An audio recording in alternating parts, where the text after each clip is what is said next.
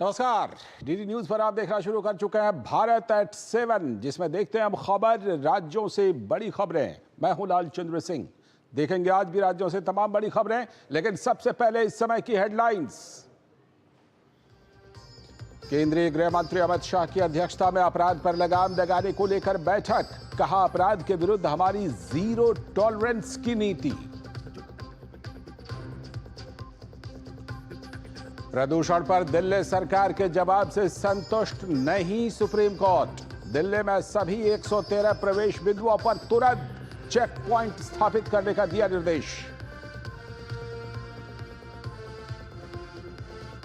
कांग्रेस के राष्ट्रीय अध्यक्ष मल्लिकार्जुन खड़गे के आरोपों पर बीजेपी अध्यक्ष जेपी नड्डा का पलटवार। कहा, मणिपुर समेत उठाए गए तमाम मुद्दे झूठ और राजनीति से प्रेरित।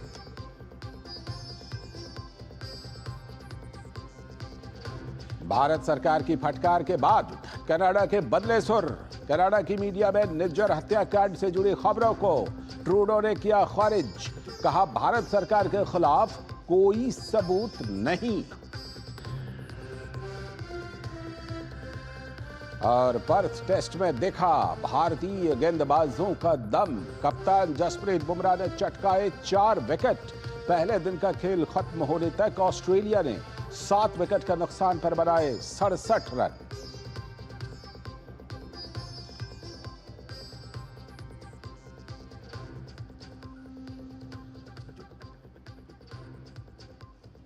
तो ये थे हेडलाइंस।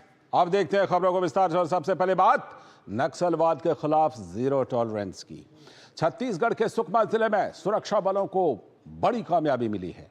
यहां नक्सलियों के साथ हुई एक मुठभेड़ में सुरक्षा बलों ने 10 नक्सलियों को ढेर कर दिया। बता दें कि केंद्र सरकार का लक्ष्य है कि साल 2026 तक नक्सलवाद को पूरी तरह से समाप्त कर दिया जाएगा। छत्तीसगढ़ में नक्सलियों के खिलाफ जवानों का बड़ा एक्शन। सुकमा में जवानों को मिली बड़ी कामयाबी। सुरक्षा बलों ने मुठभेड़ में 10 नक्सलियों को किया ढेर। नक्सलवाद के खिलाफ जीरो टॉलरेंस। भारत सरकार का 2026 तक नक्सलियों के सफाया करने का लक्ष्य।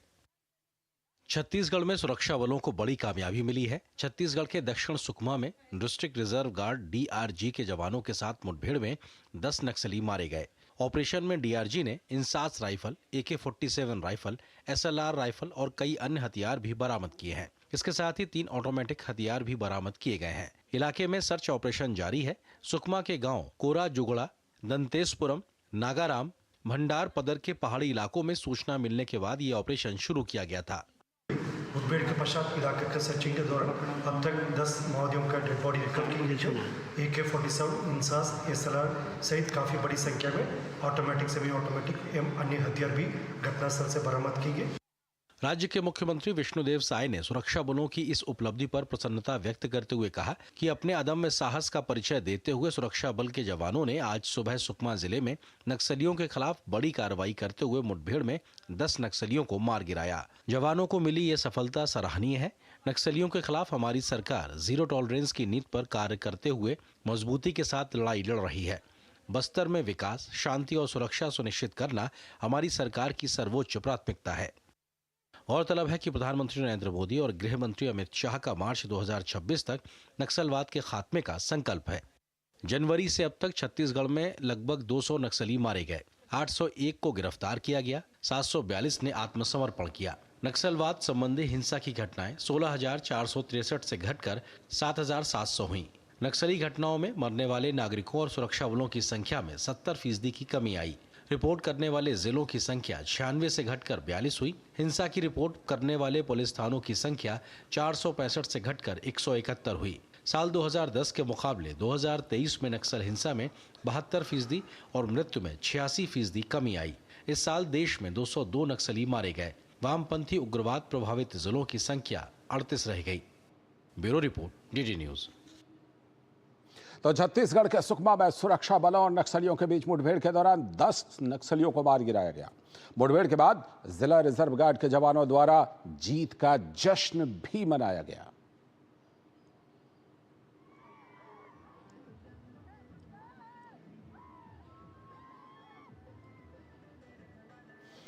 और अब बात करेंगे महाकुंभ 2025 की तैयारी की। तीर्थनगरी प्रयाग में जनवरी महाकुंभ 2025 में लगने वाले मेले की तैयारियां जोरों शोरों पर मेला प्राधिकरण कर रहा है। संगम की रेती पर बसने वाला मेला 4000 हेक्टेयर में बसाया गया है और 25 सेक्टर में इसको बांटा गया है। महाकुंभ मेला की बसावट को 15 दिसंबर तक कंप्लीट कर लिया जाएगा। महाकुंभ को दिव्य, भव्य और अविस्मरणीय बनाने में योगी सरकार कोई भी कसर नहीं छोड़ना चाह रही है। भारत के सबसे बड़े धार्मिक आयोजनों में से एक है महाकुंभ। प्रयागराज में महाकुंभ को लेकर तैयारियां जोरों पर। महाकुंभ को दिव्य, भव्य और अविस्मरणीय बनाने में कोई कसर नहीं छोड़ना चाह रही योगी सरकार। महाकुंभ 2025 को लेकर प्रयागराज में तेजी से निर्माण कार्य चल रहा है। राज्य सरकार की योजना के मुताबिक महाकुंभ में आने वाले करोड़ों श्रद्धालुओं, कल्पवासियों और साधु संन्यासियों के रहने और स्नान के लिए घाटों, अस्थायी सड़कों व टेंट सिटी का निर्माण हो रहा है। प्रयागराज मेला प्राधिकरण ने योजना के मुताबिक पूरे मेला क्षेत्र को 25 सेक्टरों में बांटा है। 4000 हेक्टेयर और 25 सेक्टरों में बटा महाकुंभ मेला क्षेत्र इससे पहले के किसी भी महाकुंभ मेले से सबसे बड़ा क्षेत्र है। सेक्टर और कार्य के मुताबिक सेक्टर मजिस्ट्रेटों की नियुक्ति भी कर दी गई है। सभी सेक्टर मजिस्ट्रेट अपने अपने सेक्टर में भूमि अधिग्रहण से लेकर प्रशासन व्यवस्था के लिए जिम्मेदार होंगे। महाकुंभ के दौरान सेक्टर मजिस्ट्रेट आम जनता और प्रशासन के बीच कड़ी का कार्य करेंगे। महाकुंभ 2025 को व्यवस्था की दृष्टि से करीब 4000 हेक्टेयर में ये मेला फैला हुआ है और करीब 25 सेक्टरों में विभक्त किया गया है। महाकुंभ 2025 को हरित महाकुंभ बनाने के लिए योगी सरकार अनेक उपाय कर रही है। पहली बार महाकुंभ में ऑल टेरेन व्हीकल यानी लाइट यूटिलिटी व्हीकल तैनात किया जा रहा है। यह व्हीकल मेला क्षेत्र में कहीं भी आग की घटना होने पर चंद सेकंड्स में घटनास्थल पर पहुंचकर आग पर काबू पा सकेगा। यह फायर एक्सटिंग्विशर समेत तमाम अत्याधुनिक फायर सेफ्टी डिवाइसेस से लैस होगा। रेत, दलदल और छिछले पानी में भी यह व्हीकल पूरी रफ्तार से दौड़ सकेगा। अग्निशमन विभाग के ट्रेंड फायर कर्मी इस पर सवार होकर पूरे मेला क्षेत्र में आपात स्थिति पर नजर रखेंगे। प्रयागराज में होने वाले महाकुंभ के लिए राज्य सरकार ने अखाड़ों को भूमि का आवंटन भी कर दिया है। प्रशासन की ओर से अखाड़ों को आवंटित भूमि पर संतों ने भूमि पूजन किया। उदासीन परंपरा के 2 अखाड़ों श्री पंचायती अखाड़ा बड़ा उदासीन और श्री पंचायती अखाड़ा नया उदासीन अखाड़े के संतों ने भूमि पूजन किया। सभी देवी देवताओं का आवाहन किया गया है और इसी आवाहन के तहत सभी देवी देवताओं से प्रार्थना की गई है कि कुंभ मेला, ये महाकुंभ मेला है 12 वर्ष का, वो दिव्य और भव्य हो। महाकुंभ 2025 में लगभग 45 करोड़ श्रद्धालुओं के आने और लगभग 1 लाख से अधिक लोगों के कल्पवास करने की संभावना है। इसके साथ ही हजारों की संख्या में साधु संन्यासियों और मेला प्रशासन के लोग महाकुंभ के दौरान मेला क्षेत्र में रहेंगे। ऐसे में प्रशासन कोई भी कोर कसर नहीं छोड़ना चाहता। महाकुंभ 2025 को और भी भव्य और दिव्य बनाने के लिए तमाम सारे इंतजाम किए गए हैं। किसी भी प्रकार की कोई असुविधा ना हो। इस महापर्व में, इस महाकुंभ में जो भी लोग आएं, यहाँ से अच्छी यादें लेकर जाएं, इसकी पूरी व्यवस्था की गई है। कैमरामैन अविनाश के साथ विकास सिंह, डीडी न्यूज़, लखनऊ। तो महाकुंभ की जबरदस्त तैयारी चल रही है। और अब बात करेंगे गैस चैम्बर बनी हुई दिल्ली की। राजधानी दिल्ली में प्रदूषण की स्थिति बद से लेकर बदतर श्रेणी में पहुंच गई है। दिल्ली की जनता जहरीली हवा में सांस लेने के लिए मजबूर है और बढ़ते प्रदूषण से लोगों की सेहत पर भी बुरा असर पड़ रहा है। तो केंद्रीय प्रदूषण नियंत्रण बोर्ड के अनुसार दिल्ली का AQI कई क्षेत्रों में बहुत खराब श्रेणी में बना हुआ है। दिल्ली में सांसों पर लगा लॉकडाउन। जहरीली हवाओं में सांस ले रहे हैं दिल्ली वाले। दिल्ली के कई इलाकों में AQI 400 के पार। धूम्रपान न करने वाला शख्स भी हवा के जरिए पी रहा है 40 सिगरेट। दिल्ली में सुबह शाम ही नहीं, दिन में भी धुंध की चादर। राजधानी दिल्ली में प्रदूषण की स्थिति बद से बदतर श्रेणी में पहुंच गई है। दिल्ली की जनता जहरीली हवा में सांस लेने पर मजबूर है और बढ़ते प्रदूषण से लोगों की सेहत पर भी बुरा असर पड़ रहा है। केंद्रीय प्रदूषण नियंत्रण बोर्ड CPCB के अनुसार दिल्ली का AQI कई क्षेत्रों में बहुत खराब श्रेणी में बना हुआ है। राजधानी दिल्ली में सुबह से ही कोहरे की घनी चादर छाई हुई है। ग्रेव 4 लागू होने के बाद भी प्रदूषण की स्थिति में कोई सुधार देखने को नहीं मिल रहा है। शुक्रवार की सुबह कई इलाकों में वायु गुणवत्ता सूचकांक AQI का स्तर 400 के पार दर्ज किया गया है। जहांगीरपुरी का AQI सर्वाधिक 424 दर्ज हुआ। वजीरपुर इलाके का AQI 412, बवाना का 409, आनंद विहार और नेहरू नगर में 408, मुंडका और शादीपुर में 401 दर्ज हुआ। वहीं दिल्ली के अन्य इलाकों में AQI 398 से 364 के बीच दर्ज किया गया। एक तरफ जहां बदलते मौसम में ठंड बढ़ रही है, वहीं प्रदूषण के चलते लोगों को कई स्वास्थ्य संबंधी परेशानियों का भी सामना करना पड़ रहा है। इतना मोटा है फिर भी बहुत पोल्यूशन है। ये पोल्यूशन तो इतना हो रहा है कि आगे जलती है। पोल्यूशन के कारण क्या हो रहा है कि हमको सांस लेने में दिक्कत हो रही है सबसे पहले तो, और आंखों में बहुत जलन हो रही है। हमें अपने स्वास्थ्य की इतनी चिंता है कि हमारा मन करता है मॉर्निंग वॉक जाने के लिए, और एक मन करता है कि बाहर जाएंगे तो अपना स्वास्थ्य ठीक करेंगे या अपने आप को और ज़्यादा दूषित करेंगे। दिल्ली सरकार कर क्या रही है मुझे समझ नहीं आ रहा बिल्कुल भी। और ऐसा तो मैंने पहली बार देखा है मतलब अपनी लाइफ में कि पिछले 7-8 साल से प्रदूषण हो रहा है। उससे पहले भी तो दिल्ली थी। दिल्ली आज से थोड़ी ना हम लोग इतना एंजॉय क्या करते थे, आज यहाँ से निकलने में इतना दूभर हो रहा है, मैं क्या बताऊँ आपको। दिल्ली में बढ़ते प्रदूषण पर जमकर राजनीति भी हो रही है। दिल्ली के पर्यावरण मंत्री गोपाल राय इस मामले में केंद्र सरकार को जिम्मेदार ठहरा रहे हैं। तो दिल्ली में प्रदूषण के स्तर को कम करने की कोशिश में नई दिल्ली नगर पालिका परिषद ने कई स्थानों पर नाइट क्लीनिंग और सड़कों की सफाई की। NDMC के उपाध्यक्ष और भारतीय जनता पार्टी के नेता कुलजीत सिंह चहल भी सफाई अभियान के दौरान मौजूद रहे। कुलजीत सिंह चहल ने आम आदमी पार्टी के नेतृत्व वाली दिल्ली सरकार की आलोचना की तथा उस पर दिल्ली को स्वच्छ बनाने के लिए पर्याप्त कदम उठाने में विफल रहने का आरोप लगाया। माननीय नरेंद्र मोदी जी के स्वच्छ भारत मिशन से प्रेरणा लेते हुए स्वच्छता मॉडल एक ऐसा जो गुजरात में और बाकी जगहों में भी रात्रि क्लीनिंग, नाइट स्ट्रीट वॉशिंग को हमने शुरू किया। हमारा अगला संकल्प गार्बेज फ्री NDMC भी है। सर्दियां शुरू होने के साथ ही दिल्ली की आबोहवा और ज्यादा बिगड़ गई है। सुबह शाम ही नहीं, दिन में भी दिल्ली धुंध की चादर में लिपटी हुई है। Bureau report, DD news.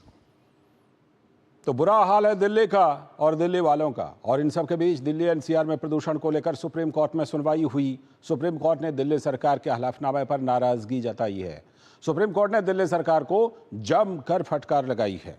Supreme court ने कहा कि हम ग्रेव 4 के अमल को लेकर दिल्ली सरकार के हलफनामे से संतुष्ट नहीं हैं। सुप्रीम कोर्ट ने कहा कि दिल्ली में ट्रकों की एंट्री रोकने के लिए सरकार ने जो कदम उठाए हैं उनसे कोई संतुष्ट नहीं है। सुप्रीम कोर्ट ने सवाल उठाया कि दिल्ली में तकरीबन 100 ऐसे एंट्री पॉइंट हैं जहां पर कोई चेक पोस्ट नहीं है। साथ ही कोर्ट ने कहा कि दिल्ली सरकार ने साफ तौर पर अपने हलफनामे में इस बात का जिक्र नहीं किया है कि कितने एंट्री पॉइंट्स पर ऑफिसर तैनात हैं।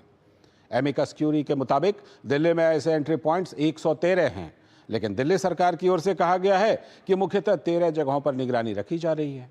तो कोर्ट ने दिल्ली सरकार और दिल्ली पुलिस से कहा है कि वो सुनिश्चित करें कि सभी 113 एंट्री पॉइंट्स पर चेक पोस्ट तैनात किया जाए। सुप्रीम कोर्ट ने कहा कि 13 बार के मेंबर वकीलों ने अपनी इच्छा से कोर्ट कमिश्नर बनने के लिए मंजूरी दी है। ये 13 वकील दिल्ली के अलग अलग एंट्री पॉइंट्स पर जाकर निरीक्षण करेंगे। वो इस बात का निरीक्षण करेंगे कि क्या एंट्री पॉइंट्स पर भारी वाहनों और ट्रकों की पाबंदी के आदेश पर अमल हो रहा है या नहीं।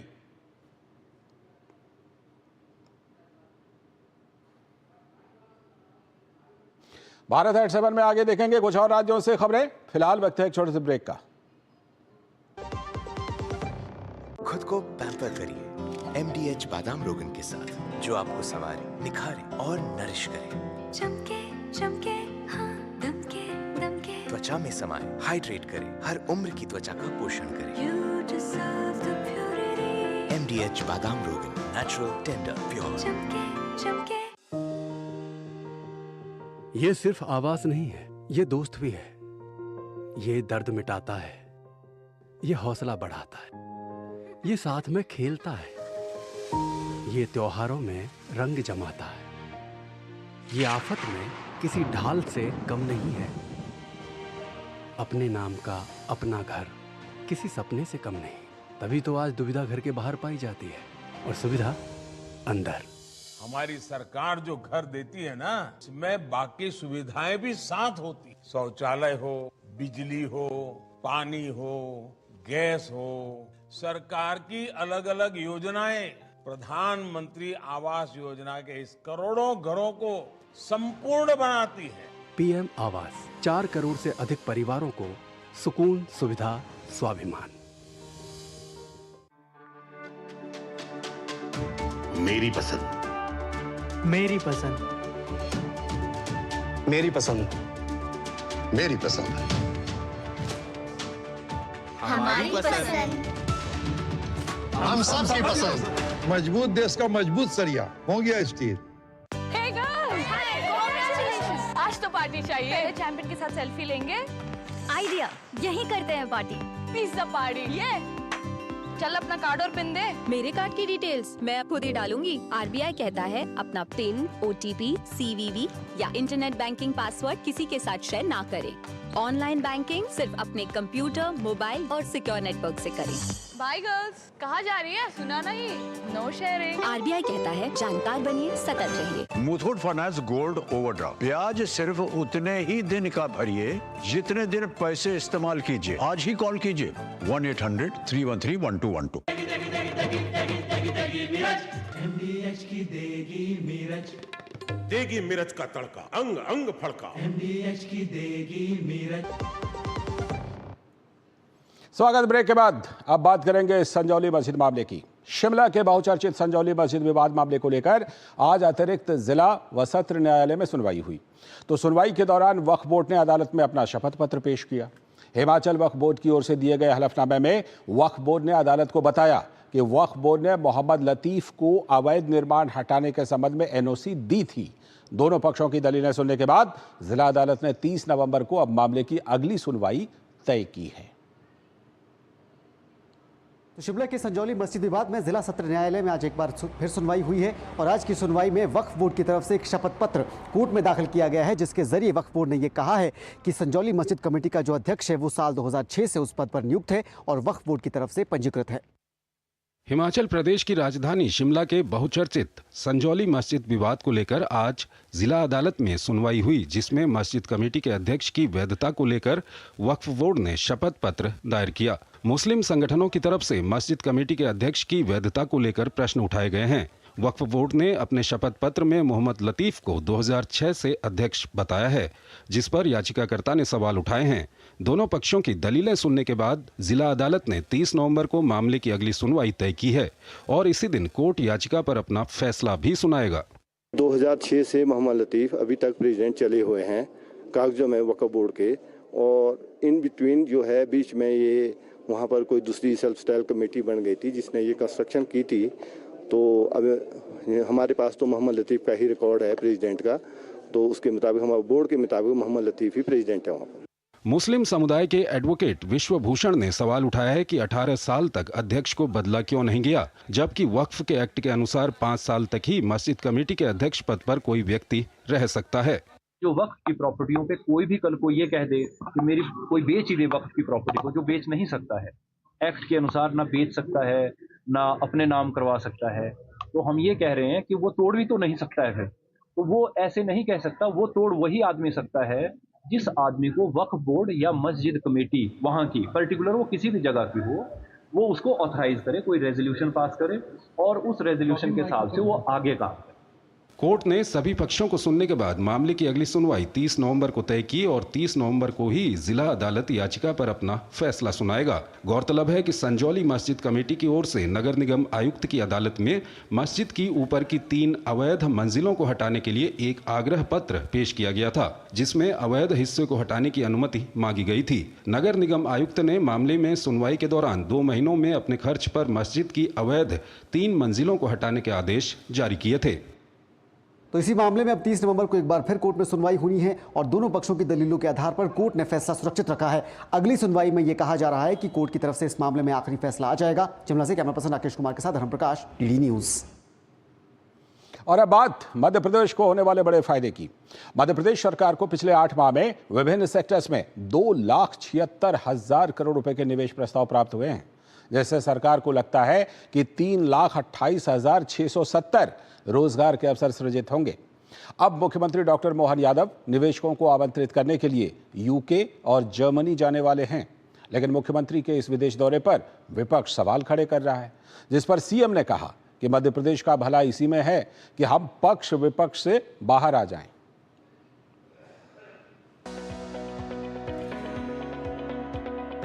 मध्य प्रदेश सरकार राज्य में अब तक 5 रीजनल इंडस्ट्री कॉन्क्लेव कर चुकी है। इसके अलावा राज्य के बाहर मुंबई, कोयम्बटूर, बेंगलुरु और कोलकाता में रोड शो के साथ निवेशकों के साथ इंटरेक्टिव सेशन भी कर चुकी है। मध्य प्रदेश सरकार को पिछले 8 महीने में विभिन्न सेक्टर्स में 2,76,000 करोड़ के निवेश प्रस्ताव प्राप्त हुए हैं, जिससे सरकार को लगता है कि 3,28,670 रोजगार के अवसर सृजित होंगे।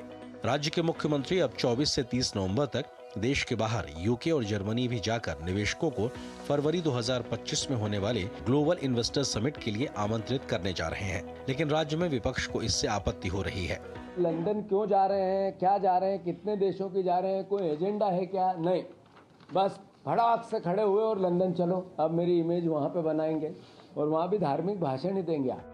विपक्ष की इस आपत्ति के बाद सूबे के सीएम मोहन यादव ने विपक्ष के सकारात्मक भूमिका निभाने की अपील की है। उन्होंने कहा कि मध्य प्रदेश का भला इसी में है कि हम पक्ष विपक्ष से बाहर आए। सीएम ने कहा कि कांग्रेस ने इन्वेस्टर समिट के विरोध में भगवान राम और कृष्ण का विरोध किया, जिसके लिए उसे माफी मांगनी चाहिए।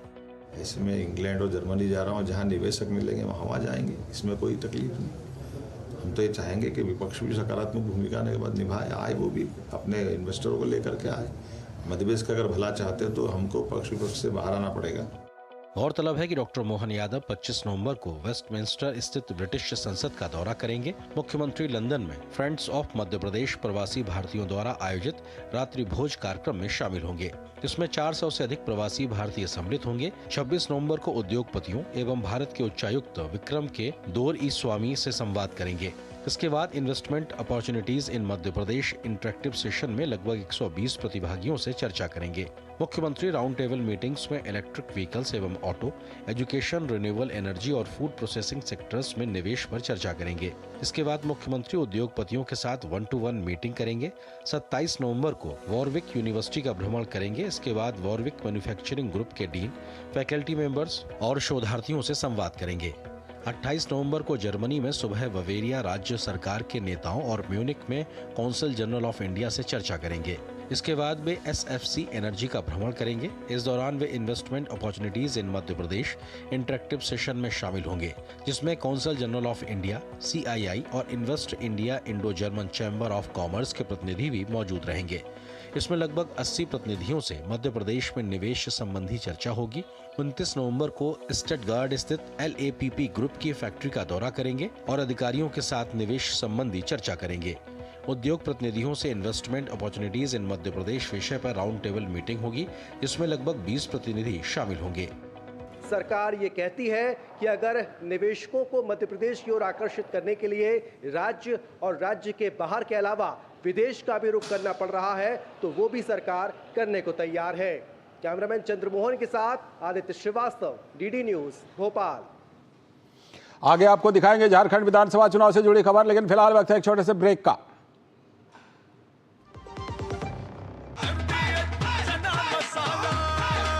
अब छोलिया हो या लोबिया, सफेद चने या काले चने, सब कुछ मजेदार बने। सुनो, एक अच्छी इंश्योरेंस पॉलिसी AI से पूछते हैं। एक ऐसी पॉलिसी जिसमें प्रीमियम पेमेंट हो लिमिटेड पर इनकम आती रहे लाइफ टाइम। LIC का जीवन उत्सव। एक ऐसी पॉलिसी जो दे होल लाइफ इंश्योरेंस कवर भी। LIC का जीवन उत्सव। वाओ, चलो तो LIC की जीवन उत्सव पॉलिसी ही लेते हैं। मैं भी तुमसे यही कह रही थी, LIC का जीवन उत्सव। लाइफ टाइम सेलिब्रेशन मनाइए LIC के जीवन उत्सव के साथ, फ्यूचर सेट है। राजा आओ। ये देखो मैसेज, कहते हैं वीडियो लाइक करके 500 रुपया रोज कमाओ। बस पहले थोड़ा पैसा दे के ललचाएंगे, फिर बोलेंगे कि और कमाना है तो पैसा भरो। हम दिन भर चूना लगाते हैं और ये लोग हम ही को चूना लगाने चले हैं। पान वाला हूँ, मूर्ख नहीं हूँ। याद रहे, UPI कहता है कि अगर कोई आसान कमाई का लालच दे तो कहो मैं मूर्ख नहीं हूँ। NTPC Green Energy Limited, a wholly owned subsidiary of NTPC Limited, a Maharatna CPSE, strategically focused on developing a portfolio of utility-scale renewable energy projects, launches an initial public offering of equity shares of face value of rupees 10 each through the book building process with a price band of rupees 102 to rupees 108 per equity share. Bid issue opens Tuesday, November 19, closes on Friday, November 22nd, 2024. For risk factors and more details, please refer to the RHP available on the websites of SEBI, BRLMs, stock exchanges and the company. जब धरती चीर कर निकलता है लोहे का पत्थर और मिलता है मोंगिया के जोश से, फिर तपता है, पिघलता है और बनता है फौलाद। अब होता है सरिया सारी खूबियों के साथ। मोंगिया स्टील, मजबूत देश का मजबूत सरिया। MDH का किचन किंग किचन में हो तो हम सब कुछ बना सकते हैं। बैंगन का भरता, आलू गोभी, भिंडी मसाला और भी बहुत कुछ। स्वागत है ब्रेक के बाद। अब बात करेंगे झारखंड विधानसभा चुनाव की, जिसकी कल मतगणना होगी। 9:30 बजे से रुझान आने शुरू हो जाएंगे। सभी 24 जिला मुख्यालयों में मतगणना केंद्र बनाए गए, जहां त्रिस्तरीय सुरक्षा व्यवस्था के बीच सवेरे 8 बजे से मतों की गिनती शुरू हो जाएगी। मतगणना की तैयारियों पर देखते हैं रांची से संवाददाता दिवाकर कुमार की ये ग्राउंड रिपोर्ट। हमारी टीम को दीजिए अनुमति और आप देखिए ये रिपोर्ट। नमस्कार। झारखंड विधानसभा चुनाव की 23 नवंबर को मतगणना होगी, जिसकी सभी तैयारियां पूरी कर ली गई हैं। उम्मीदवारों के दिलों की जहां धड़कनें बढ़ी हुई हैं, वहीं जनादेश सुनाने वाली जनता को कुर्सी के खेल के पटाक्षेप का इंतजार है। झारखंड में मतदान के बाद अब परिणामों की बारी है, जिसकी सारी तैयारियां पूरी हो गई है। सभी 24 जिला मुख्यालयों में मतगणना केंद्र बनाए गए हैं, जहां सुरक्षा के त्रिस्तरीय इंतजाम के बीच मतगणना होगी। राज्य के मुख्य निर्वाचन पदाधिकारी के रवि कुमार ने कहा कि सबसे पहले 8 बजे पोस्टल बैलेट और फिर ईवीएम के मतों की गिनती शुरू की जाएगी। 8 बजे आपका पोस्टल बैलेट का काउंटिंग शुरू होगी, 8:30 बजे ईवीएम का काउंटिंग शुरू होगी। फर्स्ट राउंड का रिजल्ट आने के लिए लगभग 45 मिनट 1 घंटा का समय लगेगी। झारखंड विधानसभा चुनाव की मतगणना क्षेत्रवार होगी, जिसके लिए हॉल बनाए गए हैं, जहां पर्यवेक्षकों की मौजूदगी में बारीकी से मतों की गिनती की जाएगी। संख्या के लिहाज से तोरपा में सबसे कम 13 राउंड और चतरा में सबसे अधिक 27 राउंड की मतगणना होगी। कि काउंटिंग सेंटर में कितना टेबल बना हुआ है, वो टेबल का संख्या है, वहाँ का वो पोलिंग स्टेशन का नंबर ऑफ पोलिंग स्टेशन, साथ में वहाँ पर अवेलेबल हाल का, ये दोनों को साइज का मापन देखते हुए किया गया। इस बार झारखंड में 2 चरणों में हुए मतदान में मतों का रिकॉर्ड टूटा है। मुख्य निर्वाचन पदाधिकारी ने बताया कि सभी 81 सीटों का औसत मतदान 67.74% रहा है। मतदान में पुरुषों की अपेक्षा महिला मतदाताओं ने ज्यादा उत्साह दिखाया। झारखंड में फीमेल वोटर का पार्टिसिपेशन ज्यादा है, पहले भी ज्यादा, इसमें भी ज्यादा है, इसलिए ओवरऑल भी उसका ज्यादा है। मतगणना केंद्रों में फिलहाल कड़ा पहरा है और सीसीटीवी से केंद्रों की निगरानी की जा रही है। साथ ही पर्याप्त संख्या में जवानों को तैनात किया गया है। कल जो तैयारी है उसके लिए सबसे